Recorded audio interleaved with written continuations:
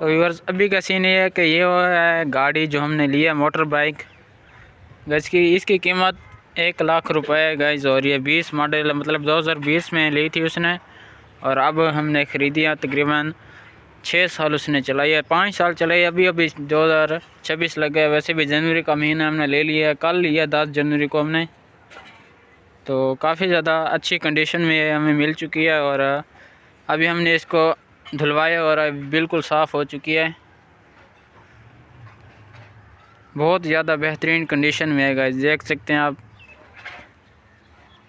Number वगैरह भी लगा हुआ है, नंबर प्लेट वगैरह सब कुछ ठीक है। इसके कागजात हर चीज़ है इसकी।